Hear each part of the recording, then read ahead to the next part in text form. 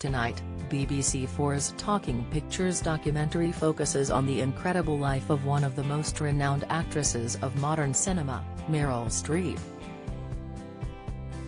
The late 1970s saw the US star edging into the spotlight, ending the decade with an Oscar for Best Supporting Actress, but behind the scenes Streep was enduring detrimental heartache.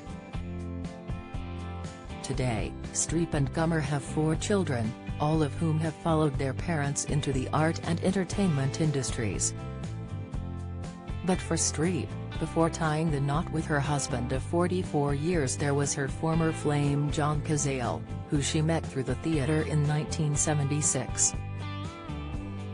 The Devil Wears Prada star was just 27 when she began living with the 41-year-old actor, who had a plethora of legendary peers. One of his closer friends, Al Pacino, has often spoken about the late actor with incredible reverence, saying all he wanted was to work with John for the rest of my life. Streep and Cazale had both been cast in Shakespeare's Measure for Measure, and it was love at first sight. Streep would not often speak about her time with Cazale, but once commented to the New York Post he wasn't like anybody I'd ever met. Soon the pair had moved in together in Cazale's loft in Tribeca and enjoyed some happy years as a couple and the most naturally gifted performers of their generation. This would all come crashing down in May 1977 when Cazale got an emergency appointment with his doctor after becoming too ill to perform. Days later, Streep and Cazale received the devastating news that he had terminal lung cancer which had spread throughout his body. They attempted to keep the severity of Cazale's diagnosis private, with even his own brother only realizing it after watching Cazale spit out blood on the sidewalk after lunch one day. Pacino took Cazale to his treatments, one of the few insiders trusted with knowing how dire the situation was.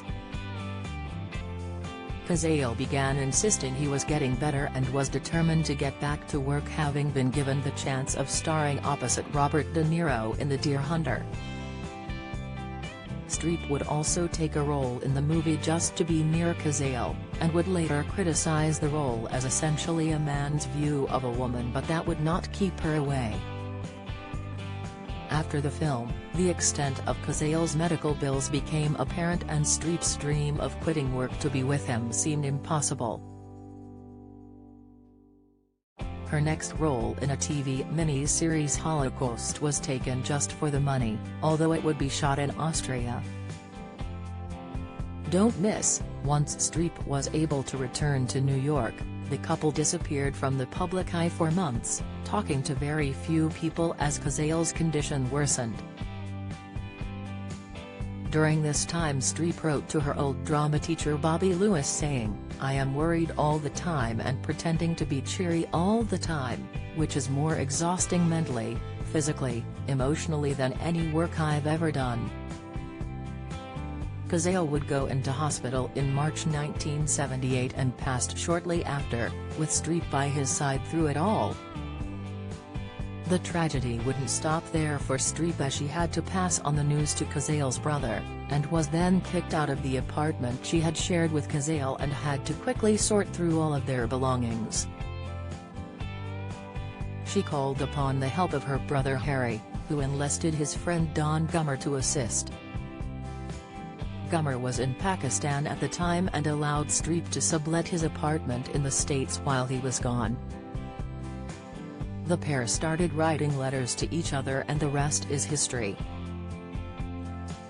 Streep went on to win an Emmy for Holocaust and was nominated for an Oscar for The Deer Hunter. Talking Pictures featuring Meryl Streep airs tonight on BBC 4 at 11:05 p.m.